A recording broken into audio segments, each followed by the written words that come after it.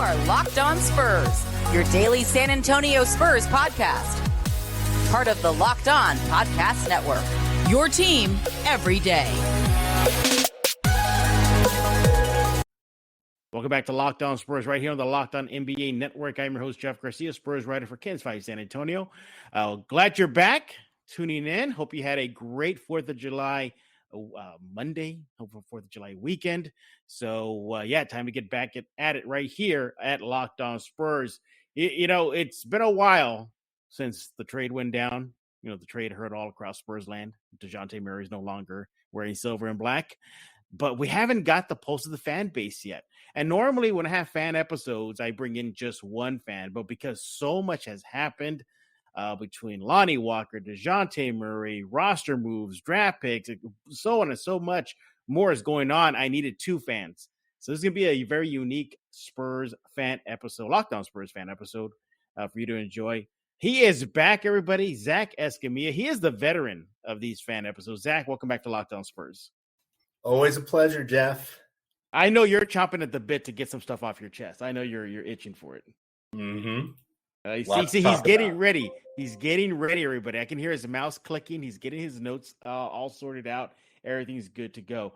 And, welcome Ray Carter to this fan episode of Locked On Spurs. Ray is a longtime Spurs fan. I had the opportunity to meet him at the AT&T Center last season. Ray, welcome to this fan episode of Locked On Spurs. Pleasure to be here. Ray, are you ready to represent the fan base? Yes, the best way I can, yes. You think you can shoulder that? Ooh, yes, I think so. All right. Well, get ready because some of them may come at you on your mentions. So, and they do come at them. Ask Zack. Zack is experienced about that. They come at him, good and bad, with his takes on fan episodes. So, for everybody who does not know how this works, basically Zack and Ray are going to just give the general thought on several topics of the fan base, but then they're going to bring in their 2 cents as well. And if they disagree, well, they'll let each other know. Zack, Ray, let's go ahead and get this started. So I'm going to throw it out there to Ray simply because you're the new kid on the block here. Ray, the trade went down. There's been several days now. The dust, I believe, is settled. I think Spurs fans have accepted it. But what do you think the fans are thinking about the trade now that they had some days to think about it? Do you think they agree with it, or are they still steaming and flipping tables and asking Brian Wright, why did you trade away an all-star? I feel like they're both.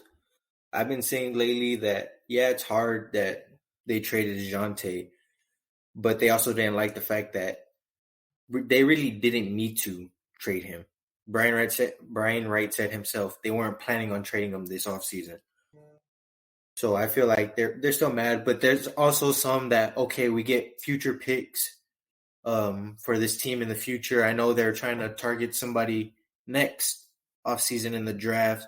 So they're very mixed about it from what I've seen. And me personally, I'm a little in between too because I didn't like the draft. I mean, the trade. I felt like it was just they got robbed. I feel like we could have got John Collins and he kind of would have fit this team, but I'm still mixed. I'm still coping. Zack, they also let go of Jock Landale, who was also in the deal. I know that tipped it over for you. That's when you got angry and you started cussing and throwing things out the window, huh? You know what? I was a big fan of Jock. It's sad that it didn't work out here with him. I was wrong there. I really thought he may have been something. Who knows? Maybe he still will be something. Yeah. But overall, Jeff, I'm in the middle with this deal, and I know that's such a cop-out answer. I say that because I'm not really sure yet if this is going to be something that's going to bite the Spurs in the butt, or if it's going to help propel them in a really positive direction. Now, if I had to lean towards one side, I think I'm going to lean more towards the positive side, glass half full as opposed to half empty here. If any of the reports are true that Dejounte Murray did not want to sign the extension, you have to get max value for the guy. In my opinion, 3 first-round picks for a guy that just barely made the All-Star team. And I say barely because I did listen to that episode with you and Pledger, and I was loving what Pledger had to bring to the table. He still won't follow me on Twitter, but I'll still agree with his takes. But I'll grease the wheels and get you to get him to follow him. So. No, but here I am. I'm going to praise the guy because he mentioned that these picks from Atlanta may end up being something. What if in 2 years Dejounte Murray splits from Atlanta? What if he says, you know what, I'm going to go play with LeBron?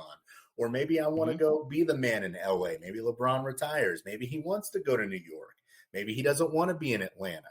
So it's really hard to tell, what these picks are going to end up being. But I think the fact that you got 3 picks for a guy that barely made the All-Star team, Jeff, that's what I want to focus on. All of those injury replacements. Draymond wasn't there. Klay Thompson wasn't there. You had a lot of guys that are normally shoo-ins for the All-Star team that weren't able to make it. And then Dejounte Murray gets in. So I'm not saying he wasn't deserving, but let's be honest. Had those guys not been injured, he probably doesn't make it. So could you imagine if Dejounte Murray did not make the All-Star team and the Spurs still got 3 first-round picks for a guy that would have been quote-unquote borderline? To me, that's pretty impressive that they got a guy that just barely made the All-Star team and they were able to get 3 first-round picks for him. When I look at it from that perspective, that's really impressive. Now, where I look at it from glass half empty, Jeff, is it would have been nice to get Okongwu in that deal. Not John Collins, but Okongwu would have been on a nice, cheap rookie contract. He would have filled a need at center because, as you know, I'm not the biggest fan of Jakob Poeltl. Really, as far as the offseason is concerned, if the Spurs can unload Poeltl, even if it's just for a pick, I'll be satisfied. I don't care if we're seeing Zach Collins out there playing the 5 with the kid they just signed to a 2-way deal, Dom Barlow, playing backup. I'd be fine with that because if we're tanking for Wemby, I'm okay. I'm at peace with it, seeing these young guys play. But again, there's still so much going on. There's still so much cap space. It's also exciting. I really think the Spurs are up to something. Yeah. Ray, what do you have to say about what Zach had to say? That we don't know yet, because of the draft picks that, or they're out there, great. You got a bunch of draft picks, but you better hope that they turn into something. What do you think? Do you think, Ray, the Spurs got fleeced? I want to say yes, because we got draft picks, yes, but we don't know what they're going to be in this draft or in the future. So we don't know if it's going to be a top 10. It could be a top 20 pick for all we know about. Whereas me personally, I thought the Spurs were already in rebuild mode. We got rid of DeMar. We got rid of LaMarcus. We got rid of Patty. We had our young guys last season. I thought that was our rebuild mode. Now they're saying, no, this is our rebuild mode. So then what was last season? Was that just a trial to see who's going to stay in the rebuild? Or was that just teaching the young guys, okay? I personally think last season was simply development and showcase these kids so you can flip them. That's what I thought it was. That's how I took it. Hey, get better, guys. Dejounte, Devin, KJ, Jakob, and who knows? We'll see what we can do in the offseason. And we saw already, they traded Dejounte Murray. Gray, I didn't mean to cut you off there. We know, as I mentioned earlier, everybody knows who's been on this show. I use an app that limits us on time, so we got to keep it going. But Ray, I'll let you have the final word here, and then I'll turn it to Zach. What is your overall grade, and what do you think the overall grade is for the Spurs fan base of this deal? I think overall, I'd say a good B just for the draft picks. For that alone, for the fan base, probably like a C, somewhere around there. Because not a lot of people like it, but some do. So like in the middle, a C. Yeah. So wait. So you're giving it a B, and you think the fan base is giving it a C? Yeah. Well, franchise wise, okay. Yeah, franchise wise, I'll give it a B just because they want to get picks in, and then for the fan base itself, I think it's a good C. We have big news. The one, the only NBA Jam is back. Arcade 1-Up, the leader in at-home retro arcade games is not only bringing the best game ever back, but they made it even bigger with a, wait for it, Shaq Edition machine. People are obsessed with NBA Jam. I'm thrilled to tell our listeners that you can once again play hoops with an NBA legend in this arcade classic. Jump clear across the screen, set the ball on fire in one of the first sports games to ever feature real digitized NBA licensed teams. No fouls, no free throws, no quarters required. Compete with friends and family through all new Wi-Fi leaderboards, making you connected more than ever. Pre-order right now at arcade1up.com. That's arcade, the number one up.com for an estimated early September ship date. Arcade 1UP is the place for fun. They got even more classes: Golden Tee, Mortal Kombat, many others starting at just $399. Check this out. They're giving away an NBA Jam edition to a Locked On listener. Enter for a chance to win a game console for your man cave at arcade1up.com/locked on. That's arcade, the number one up.com/locked on. You got until July 8th to enter to win NBA Jam Shaq Edition console. Don't miss out. Enter today and ask yourself who you're going to play with.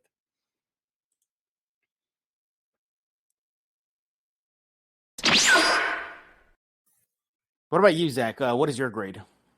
My personal grade is an A-, and the only reason it's not an A+ or an A is because they didn't get Okongwu on that deal. But who knows? Maybe Brian Wright could have taken Okongwu in that deal, but Atlanta said, well, we're going to give you one less draft pick. And maybe the Spurs said, you know what? We'll take the draft pick. Again, I don't know. I wasn't there for those conversations. But overall, I'm giving it an A-. I like the deal. The fact that you were able to get 3 first-round picks for a guy that was a borderline all-star that may not even have signed here in a couple of years, and you lose him for nothing. The fan base is probably going to give it a D or an F, Jeff, based on what I've seen on Twitter. You would think that people are really freaking out, Jeff, that you would think that Tim Duncan in his prime was just traded. I mean, let's not forget here. Spurs had a pretty crappy record last year with Dejounte Murray as the man. And with a bunch of rookies, I don't think we would have seen that much of a difference this year. So to me, I wish the guy well. I have nothing bad to say about Murray. He was a fun player, but ultimately, the definition of insanity is doing the same thing over and over again and expecting a similar result. And I think his time here, he did some good things, but he wasn't going to take him to the promised land. So best of luck. All right, Ray, it looks like the Spurs are not done stripping down the foundation, pulling off the studs, kicking out the floorboard, because after offering Lonnie Walker a qualifying offer, yesterday or a couple of days ago, the Spurs pulled it back and said, you know what, Lonnie, we're good. Go become a unrestricted free agent. He sets off to join the Lakers and LeBron James. Ray, bad move or good move on the Spurs to just simply say adios, Lonnie? I'd say it's a good move. I loved Lonnie, but the thing with him for me is he was too inconsistent. One day he'll drop, let's say, 20 and 10 somehow. The next game he scores 0 and turns the ball over 4 times or so. So I feel like the Spurs don't want that anymore. They want to have these young players develop so they could avoid that from a player, I guess. And I feel like if Lonnie were to stay there, then it wouldn't fit what they're trying to do or trying to do with this team in the future. Yeah. Do you think that perhaps the Spurs gave up on him too soon? I know he's been in the system for a while, and I get that, but every player is on their own track. Every player is on their own development. Brian Wright, when he picked Josh Primo in the draft, said, we're going to let him cook as long as he wants to cook. Do you think maybe the Spurs should have given Lonnie that type of leash? I'd say no. I think he was good, what we needed him for, and that was it. But I don't think he would have given him that much. Yeah. Zach, first of all, how did the fan base react when the Spurs said, see you, Lonnie, and all that went down? I think for the majority, folks were probably just like me, where it's like, meh, okay, man, best of luck to you. Yeah. Um, outside of that Houston game and maybe one or two other performances, it was a very lackluster Lonnie Walker era here in San Antonio. Mm-hmm. I really didn't see anything outside of those handful of performances that got me excited. I think everyone was excited after Houston, including myself. And I'll proudly admit I was very wrong. I thought Lonnie Walker was going to take us somewhere, but, he's not a bad player, but he's just a guy. And there's nothing wrong with that. He's just a guy that's talented enough to play in the NBA. Nothing more, nothing less. So congrats to him for being talented enough to make it in the NBA, but definitely not a guy that you want on a rebuilding team. So again, good luck, Lonnie. Yeah. It just seems to me, Ray, that this Spurs team is obviously in the path, and they set a path, and that is to deconstruct everything, go forward, tank, maybe become the worst team in the NBA next season, because the eye of the prize is, Victor Wembanyama out in France. But Ray, do you and the Spurs fan base, do you think the Spurs are done wheeling and dealing? Could we see them trade Jakob Poeltl, Trey Jones, dare I say Josh Primo? Do you think the Spurs are done wheeling and dealing? I think so. I think they like the squad very much. I feel like they won't give up any more pieces. I'm sure they'll add more through signings, but I don't think they're going to deal out. Maybe Jakob, but besides that, I think that's it. I think they'll keep the rest of the players, have them do the season, and then once the draft comes, hopefully they get that player. Yeah. What about you, Zach? Do you think the Spurs are done, or do you think they're still going to strip down the nails and break the floorboard? I think the next big domino is going to be Jakob Poeltl, so I agree with Ray there. He's on the final year of the deal. Obviously, he's not an old player, but clearly the Spurs are going for players that are not old enough to drink yet or are just barely old enough to order a beverage. So Jakob Poeltl definitely is old enough to order a beverage, and he's on the wrong side of 25, or at least getting close to that with what the Spurs are trying to do here. So I fully expect Jakob Poeltl to be gone, if not before the start of the season, by the trade deadline. I feel very confident about that. Keldon Johnson, listen, I can see him getting moved for the right price. If somebody comes and says, hey, we're going to give you 3 first-round picks for Keldon Johnson, I think you have to say yes. But right now, I think the safe money is Jakob Poeltl, Doug McDermott, Jason Richardson. Josh Richardson, not Jason Richardson. I'm old, so I'm thinking of the other guy. But anywho, point is, those vets, I think maybe they keep one. If they keep any of them, I could see them keeping Jay Rich for the culture, to be like a nice veteran guy to, be there for the rookies. I could see that, but 2 of those 3 guys are definitely gone at some point this season. But I'll agree with Ray, you know what? And say that they're going to keep most of their young guys unless somebody throws a really compelling offer. You know what? Another thing too is that you got to watch out for Keldon, because he's repped by Clutch. Clutch is notorious for, looking out for their guys and then some. Just look at the Lakers roster right now. It's practically the Clutch roster, from LeBron to Lonnie and everybody else in between, and that's what it is. Dejounte Murray, Clutch guy. They probably, I heard that the Spurs and Clutch reps met ahead of the big deal. I didn't put it out there because that's all I was told. They could have gone to talk about Lonnie. They could have gone and talk about Keldon. It wasn't specific. But if that meeting was about the trade that went down, then they're going to try to move their guys to the best situation. Now, Ray, how much do you think of a factor is, I'm going back to the Dejounte now, is the fact that he saw Derek White go to the NBA Finals. He saw that a trade did that for him.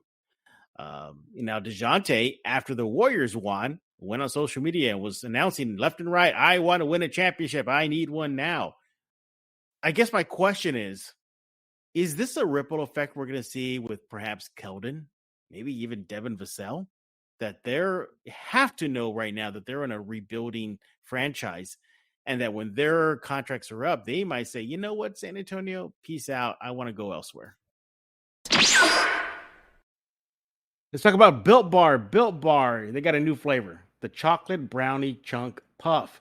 From the people who invented healthy and tasty comes the latest gift to your taste buds. You probably tried the amazing coconut chunk Built Bar, but guess what? Your friends at Built have given coconut brownie chunk the puff treatment.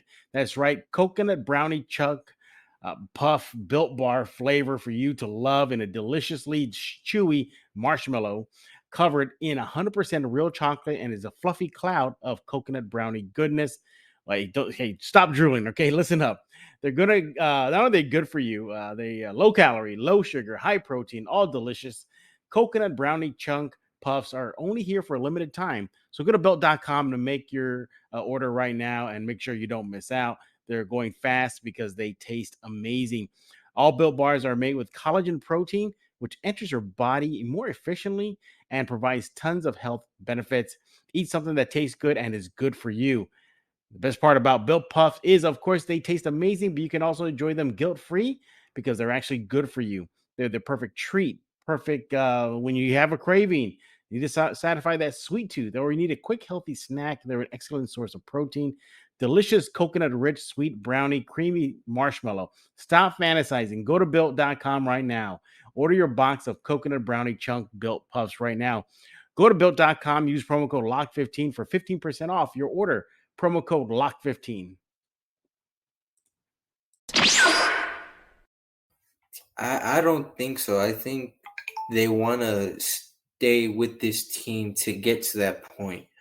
Now, I know I'm probably wrong with this, but like with Timmy when he came to San Antonio, I know they weren't kind of in a rebuild mode, but they were. They didn't have the best record at the time, you know.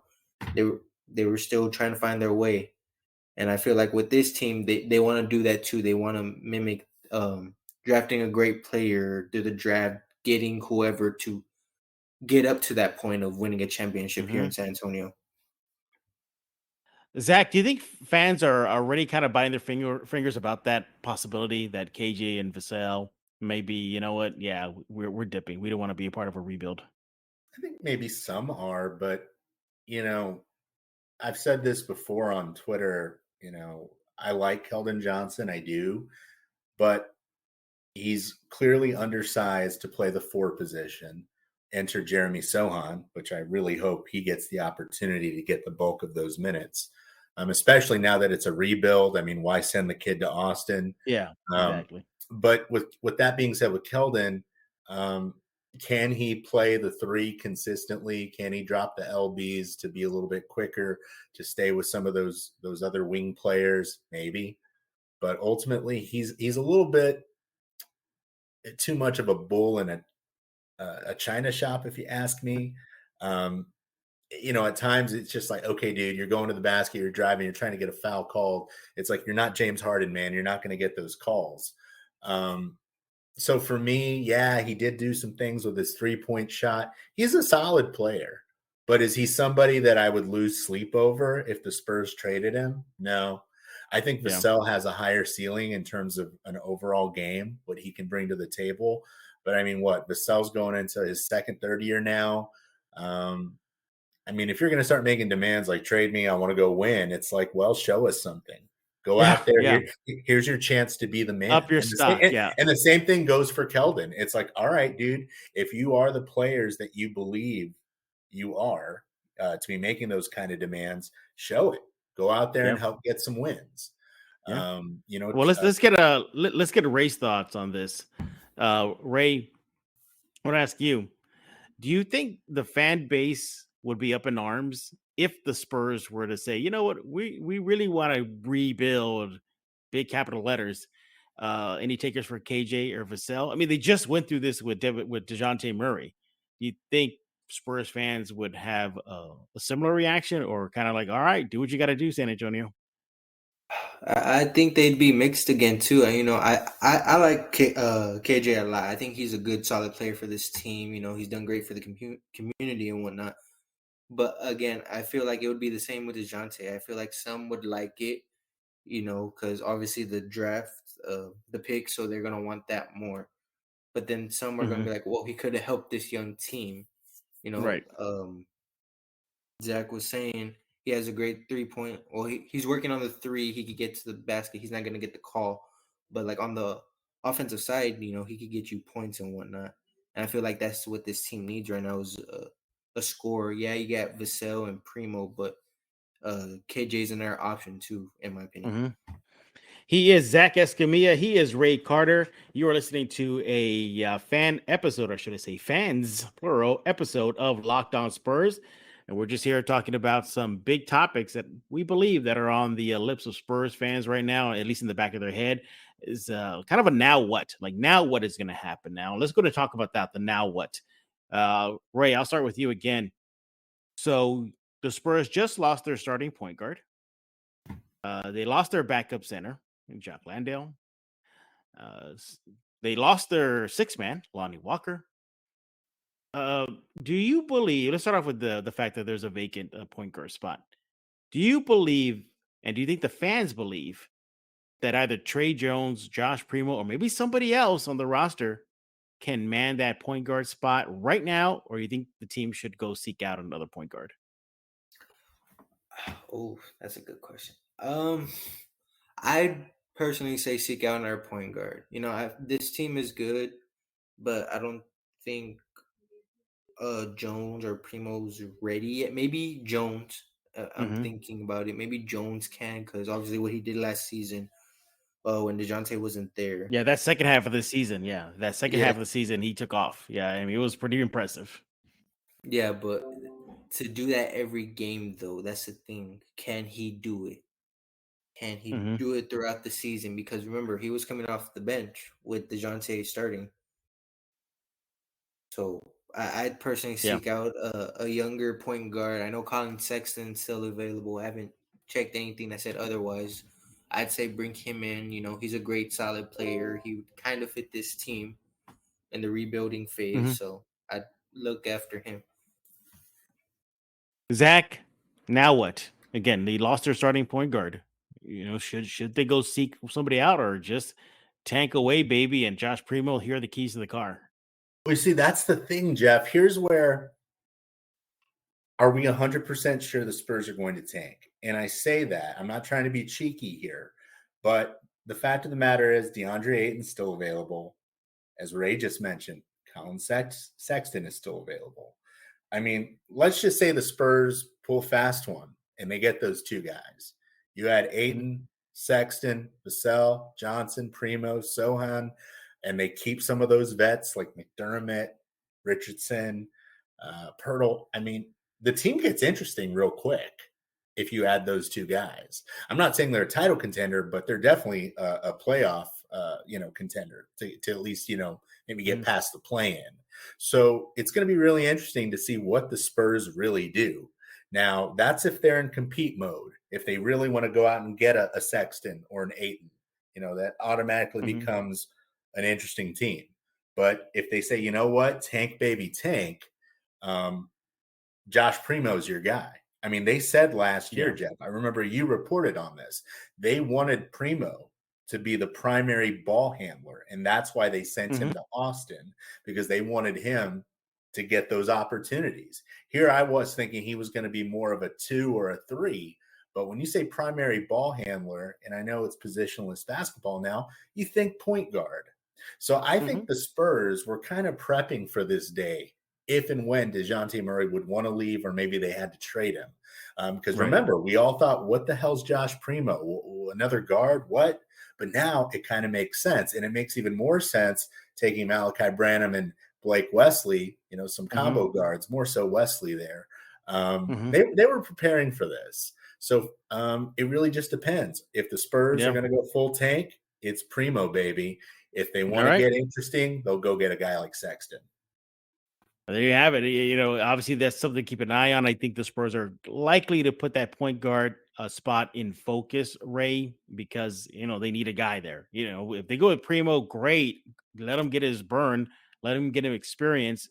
Maybe he is going to be, that sneaky pick the Spurs took at number 12 a couple drafts ago. But Ray, let's go to transition to another part of this rebuild. And it's a piece of the Spurs rebuild that hasn't crumbled yet, and that is Gregg Popovich. Let's face it, they're going to have a new coach sooner than later. It's likely that Pop will be back. He greeted the Spurs, the new rookies at Barclays when they got drafted. I told them we're get ready to work, so he's coming back. But how much of a domino is that to fall? How big of a domino, I should say, is that to fall once he decides to leave? Do you think that would set back this rebuild, or do you think maybe bringing in a new coach will fast forward it? I think it would go forward, in my opinion. I think that's why they got I think Brent Brown recently. You're right. He knows the system with Pop. He's handled young players before, and I think in Philly and whatnot. So and he's also a tank commander too, Ray. Remember, he was the guy, trust the process. Oh, that was there in Philly. Right. So I think that's why they brought him in, because I think Pop has either one more year with this team, and I think he's gonna leave, and then obviously Brett Brown's gonna fill his place, or who knows, maybe they bring in somebody after Pop leaves. Yeah, Snyder is still out there. Oh, that is right. Yep. I don't know. This seems just too unpredictable at times. It is. It really, they really are. And just a point of clarification before I have to do this, Zach. But earlier in the show, you mentioned how there was a report out there that Murray had informed the Spurs that he ain't going to resign. That was asked to Brian Wright after the trade went down, and he said that he did not get any type of request that, or at least a notice that Dejounte was not going to resign. So just putting it out there. I think he did that out of respect, Jeff, because this is purely me speculating. So I have nothing to back this up. But if Dejounte really did one out, let's just say he did. He did right by the Spurs. He didn't pull a Kawhi Leonard. He didn't go through, his family and social media and all of this stuff to put those waves out there. He basically, I think, went to Brian, him and Rich Paul's agent, and said, listen, I'm not really liking the direction. I'm not going to make any waves on social media in terms of demanding a trade, but if you guys can find something for me, I'll keep it quiet on my end, save for the occasional troll job post that he did. But he never went out of his way to go on social media and say, I want out. So for me, I think it was a mutual respect thing where Brian said, you know what, I'm just going to say no, even though in my heart of hearts, I know it was a yes. But out of respect for Murray and out of respect for what he did for us, allowing us to get max value for him, I'm just going to let sleeping dogs lie. That's my guess on what went down. All right. Well, we only have a few minutes left, and there's so many things, so many storylines now about this team moving forward that were never there just a few weeks ago. From the point guard spot, who's going to be the next six man? Is Keldon or Devin going to be the face of the franchise if they stay, in this course? How long is the rebuild? That's how much, stories are out there about this team. A team that not too long ago, Ray, was putting out front and center a core of Dejounte and Lonnie and Keldon and Derek. That was going to be your core that we're going to build around for the future. Only one is left of those four. And that's KJ. So, this is definitely uncharted water, at least for you, Ray, not for me and Zach, for you, because Zach and I, we've been through a rebuild before back in the 80s and 90s. So welcome. This is what it feels like, Ray. Are you kids ready for it? I don't think so. I don't think these fans. Let's just put it this way, Ray. Zach and I had to cheer for a busted up Dominique Wilkins on his last legs. He was the face of the franchise for one season, Ray. Moses Malone was here too, remember?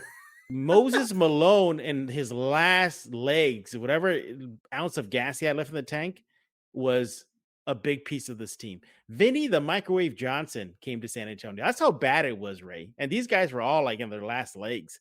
We had to live through the Corey Alexander era and Dwayne Shinsis era. Yeah. So there was a lot of randoms. Yeah. So get ready, kids.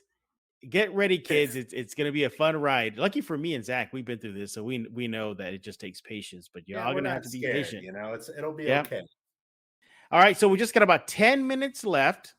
So I'm going to go ahead and give the mic to Ray and Zach. So let them have the final word on anything that they want to get off their chest following the major moves that the Spurs did. It could be the draft or the trade. Pick a topic. Ray, go first. You got about 2 minutes. Go. For me, I think the thing that the Spurs should do before the season is decide whether we're tanking or not. Because last season, they started off hot. They won a couple games and whatnot. Then there was a cold streak. And then they went hot again. And then they're like, okay, we're going to aim for the play-in. Well, now that's a different situation. This time they need to figure out, are we going to tank?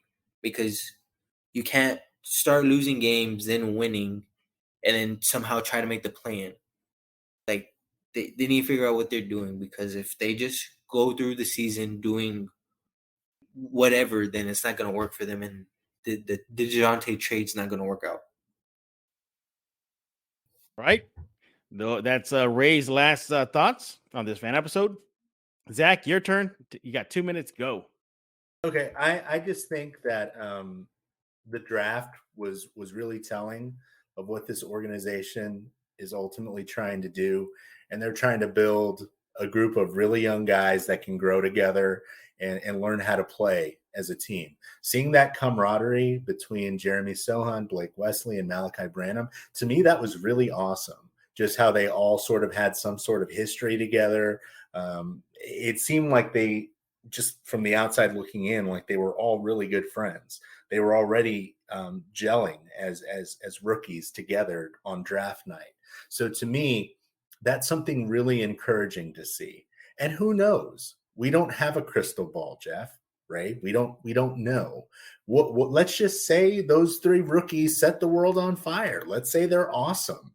And what if the Spurs make the play-in, but with a bunch of young guys? To me, I'd rather make the play-in with all these young rookies and second-year players. And that shows like, oh, my God, we took a big leap. We just need a couple other pieces here. So to me, I'm just excited to see what these guys can do, what they can bring to the table for better or worse. So I know a lot of people doom and gloom, but I, for one, am really excited to see what these young kids can bring to the table. All right, there you have it.